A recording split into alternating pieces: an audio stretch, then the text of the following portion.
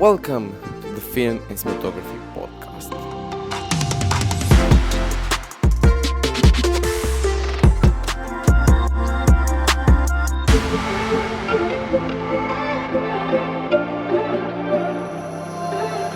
What's up guys, I'm Alex and welcome to a new episode of the Filmmaking and Cinematography Podcast. And today let's talk about my top 5 sound design tips and tricks.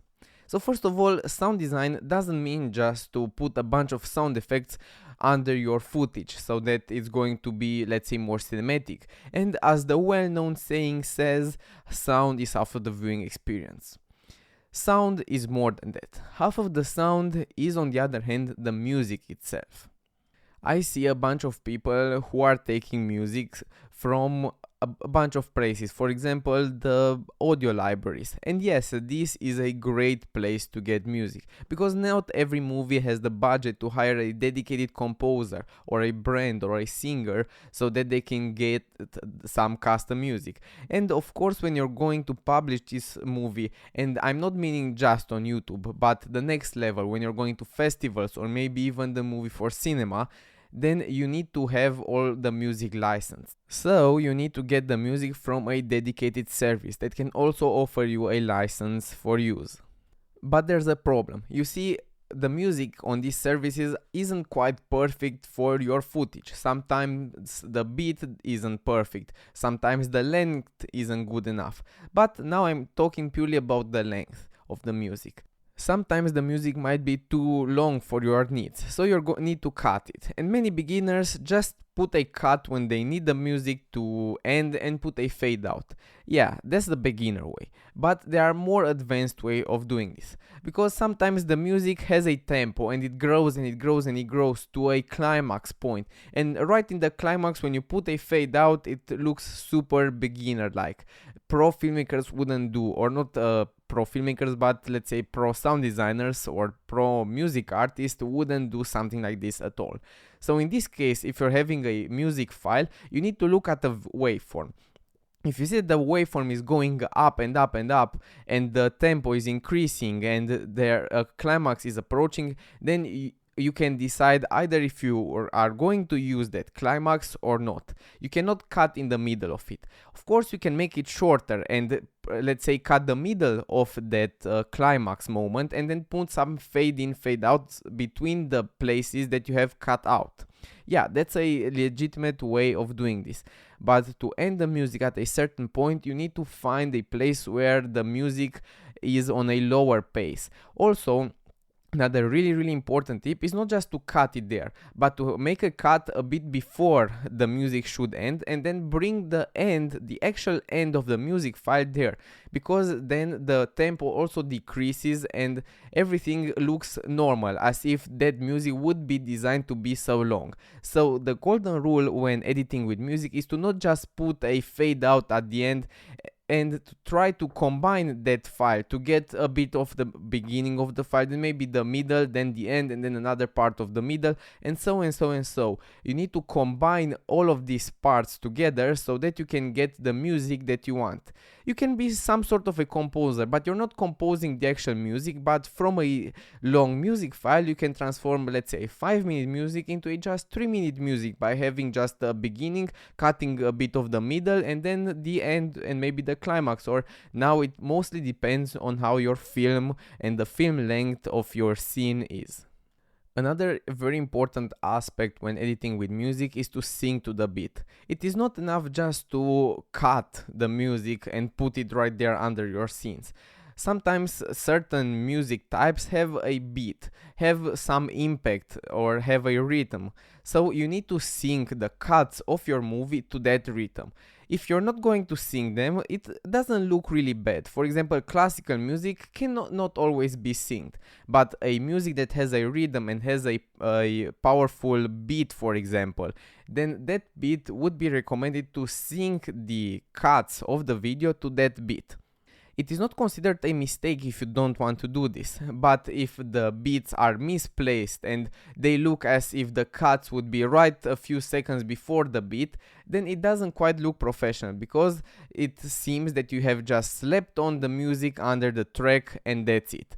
So you need to take care also regarding the video. As I said, if you have a beat in the music, it might look very professional and also very thought out and a very decent editing process to cut the videos after that beat. Okay, but that's enough right now about the music. Another important aspect when combining video with the audio is to have LNJ cuts. Sometimes if you're having a video, just a basic video, short video, then you don't always need it. But when you're creating a movie, then it might be necessary that you combine multiple scenes. In between these scenes, I really, for example, prefer to use this method between interviews. When the interview is starting from a film scene to an interview, I like to make the music longer to go over the start of the interview session. And then after the end of that session, then another music from another film scene, or maybe, for example, steps for a person to come into the scene, or maybe the background sounds of the scene start before the interviewed persons ended that interview session, that interview clip. This was purely an example for a documentary, but also for film scenes the same can be done. If you're transitioning from one character to another, for example a calm scene, and then you're going to have the next scene with somebody walking, then you can make the audio of the steps go over the scene, the first scene, where there is something static, for example. It will create anticipation for the viewer and it will look more professional, the whole editing process, and even this anticipation will make the film look more cinematic, because the cinematic aspect of the film does not only mean the video to have gorgeous visual storytelling and some great shots, but it also means how you combine these shots to what you hear. And now regarding that sound is half of the viewing experience, cinematography can also be told, like said, through the sound. So my tip is when sound designing is to add sound to everything you see. There can be some really basic examples. There can be just some character that is going to place a cup of tea on the table that you need to capture every little detail. Of course, there also should be a balance between these. Some very little details might not always need to be captured, but the most important thing is when there is a main action. In my movie, for example, I have a scene where the character is just drinking coffee. Well, there aren't any sounds around him, so I really needed to have every single sound that happens when drinking coffee. So taking up the cup, drinking a bit, putting it down, and so and so and so. Every little sound needed to be there because there was just one single action. This rule can be, on the other hand, ignored if there is a really huge action, or maybe if you have just music playing in the background. But even on the music, sound design and just some sound effects on top of it will really make the difference between a beginner and a professional sound design artist. And now, as a last tip regarding the sound design, as said, you need to add sounds to everything, but there are multiple ways to capture this sound. So the first and most and easiest way is to capture the sound directly on the set. This means to have a boom mic or shotgun mic on top of the actors, or maybe a lavalier depending on your scene, and really record this. But this works best for voice. But if you want, as said in the previous example with a cup of tea and the character drinking, then you might not always capture the best sound from far away, because that boom mic will need to be pretty high up so that you don't capture it into the frame. Of course, here can be a really interesting editing technique used so that you also capture an empty shot and mask out just the boom mic. But in cases like this where you need a perfect cinematic shot and maybe you have handheld movement or sliding movement and so and you cannot get an empty shot, then I still recommend not having trouble in the editing room when you're going to mask that mic out. So the best way for these sound effects is then to record foliage. Foliage is sound that you record after the footage was shot. Again, you can do this right on the set after the actor has completed his shot, his acting. You can then reshoot everything, but not with the camera, but with a mic, and go really close to the action. or you can go in another room other day, maybe even other people, and just record the sounds. Both work the same way. By recording directly on the set, you can have the same acoustics, and you can have everything the same as if it was shot there, because yeah, it's actually shot right there on the set in the same room. But if you're going to lose much more time when shooting it. On the other hand, when shooting it afterwards in another room, other people, and so, then you will spare time on the editing, on the shooting day, but you're going to have a easier time recording it. You don't depend on the actors or other people on the shooting day. In both cases, when using foliage, you will need to invest a lot of time syncing all these shots. In my movie, for example, I had a chess scene.